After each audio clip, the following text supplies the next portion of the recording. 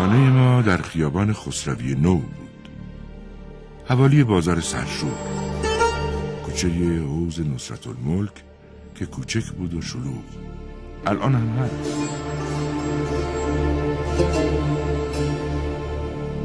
این خانه تا 4-5 سالگی ما 60-70 متر بیشتر مساحت نداشت. یک اتاق داشت و یک زیرزمین تاریک و خفه.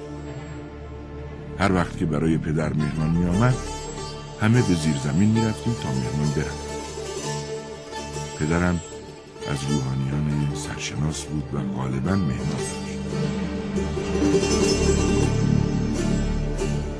خیلی کوچک بودم، 4 یا 5 سالم بود. با سید محمد به مکتب سلیمان خان می رفتیم.